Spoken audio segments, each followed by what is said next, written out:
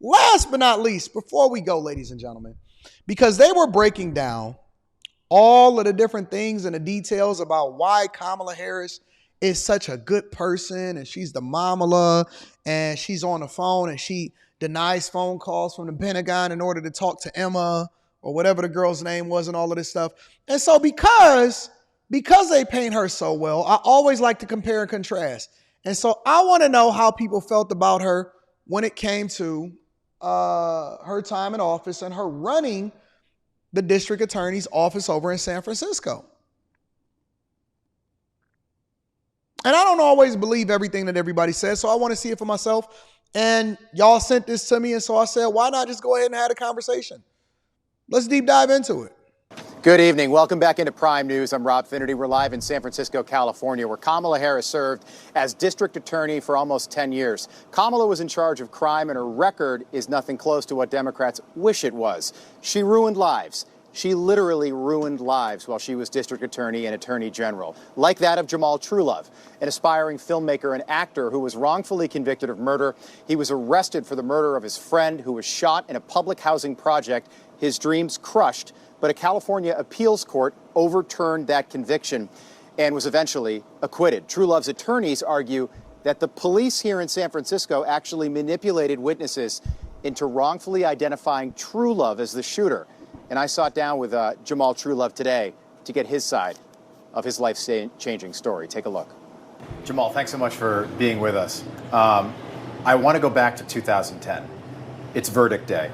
The jury's deliberated for the last 4 days. Y'all said I should do street interviews and ask people which policies of Kamala they support. Sure, I'll do that. Why not? You're going to find out if you're going to jail for the rest of your life. By the way, for something you did not do, Kamala Harris is district attorney in California at that time, the first black district attorney. Take it from there. Take me through what happened. Well, on that day of conviction, I kind of already knew I was convicted before it even came out because the jury asked the question, what's the difference between first-degree murder and second-degree murder? So just at the time, in my mind, it was like, you know, how can this happen? How can this be? And what will be the timeline of me potentially, you know, getting back off of this, which is a 99% chance that I don't get back off of this life sentence. So it was eerie, and that's a hell of an odd. To know, listen, you on trial for something that you know you didn't do definitively, right? Let's paint the picture for a second. You know it's a lie. It's a lie, and so usually what happens with most men, and one of the reasons why you don't see most men fight it is because they say that they're going to throw football numbers at you. Hey, we're going to execute you.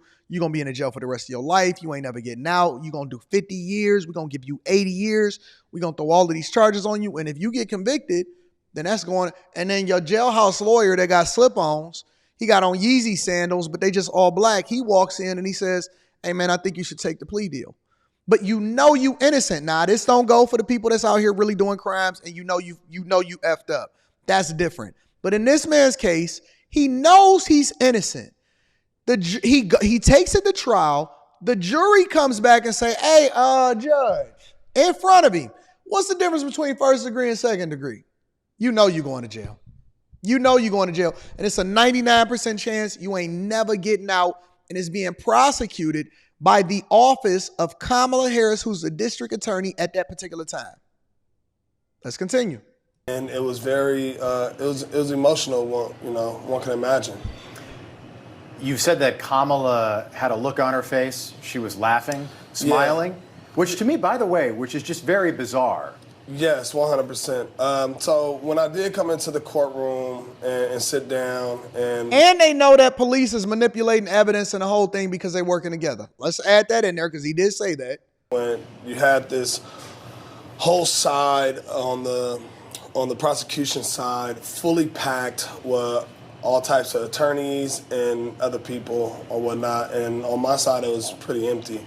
And Kamala Harris sat front row for when the sentencing came down, And when I looked back just to see who was there in general, and you see her front row, kind of in this celebration mode. Wait, remember when we was sitting there looking at the different videos at the Democratic National Convention, and Bill Clinton and her husband and all of these people said, that infectious laugh, that great laugh. I wish I could remember what the timestamp was and when they said it. That laugh that just lights up a room. This is the same laugh that he was experiencing during his sentencing, being wrongfully convicted by a district attorney in her office, and she sat front row and she laughed. She giggled. She thought that it was a time for celebration. This same laugh. Because I want all of the Charlemagnes, the Ricky Smileys, the Steve Harveys, and all of that stuff. Remember when Ricky Smiley said, yeah, I mean, so what? Y'all been convicted of, y'all been treated bad in the courtroom. Yeah, but your life is on the line, big dog. This is not something to play with. And he said that same laugh that all of these people was sitting there talking about at the Democratic National Convention in order to get her, the Oprah Winfrey's and all of this stuff. And they were saying that integrity matters inside of the office. This is the same laugh that he said that he experienced inside of the courtroom when they handed down that sentencing for something that he didn't even do. And they fought against the Supreme Court from being able to overturn his conviction. And then people on Monday Night Panel sitting there telling me, no, that's not true, Anton. How is it not true? He out here saying it with his own mouth. He lived it. So I'm going to believe you or I'm going to believe him. Laughing. We locked eyes one time, and it did feel like, she was laughing at me. That's how I felt. But the laugh was similar to what you see her laugh now, right? Yeah. After any celebration or any, discomfort of any sort, she just laughs. And, now I didn't know that at the time that was kind of like her thing or whatnot, but, I took it personal, that, this lady that is, head district attorney of San Francisco that, is presumptuously black, right, is laughing at me. Why was she even in the courtroom? Was your case that public here in the Bay Area that she felt the need to be there in the front row on the day that the jury read the verdict? Yeah, I had a very publicized case because I was previously on a reality show called I Love New York, and it's a murder case. I mean, San Francisco's only 7 by 7. There's not too many murders that's happening, and you have to know that having that on your record, a conviction record of convicting murderers, right, was something that she was running on. And you got to think about So when she gets on these rallies and when she stands up tonight at the Democratic National Convention and she says she's tough on crime, remember this, a district attorney in most instances, especially those that's looking to continue to further their political career, is going to leverage those convictions, and they use that as talking points. So when you go to jail for something that you didn't do, and again, this has nothing to do with the people that's actually convicted for the things that they did do. When you go to jail for something that you didn't do, and they champion that, and they leverage that, and they say, hey, listen, I did this and I did that, it's people that's actually living through and have given up portions of their life, years of their life that they never gonna get back as a result of what it is that you did.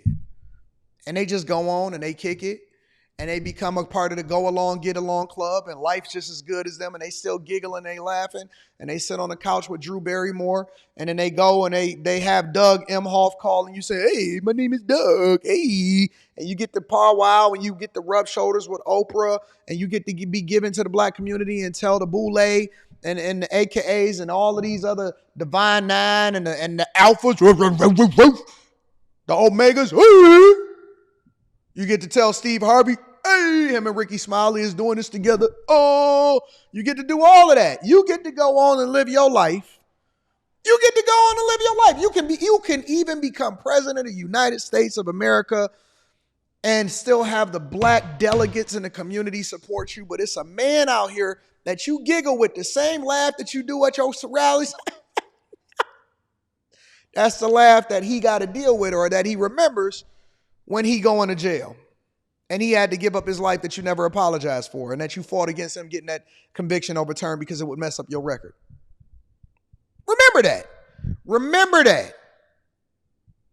Running for attorney general at the time. Right. So for her, at any time she could, celebrate her doing her job or whatnot, then, she made it a point to show up. Send me that Spike Lee snippet too. As well. You going to vote for Kamala Harris in November? No, absolutely not. I'm voting Trump this year. Do you feel like there are a lot of people in the African American community and the black community that feel the same way about Kamala versus Trump now? Yes, 100%. I mean, what I get from my community, the black community, and I'm not talking about the super, left-wing media black community. I'm talking about people, everyday people that I see and talk to in rural areas and so forth. That says, the only thing that Kamala's ever did for black people was lock black people up. And that played a big part to our culture. Our culture is known for black people going to jail, coming home, rapping about it, and being celebrated, about it as well.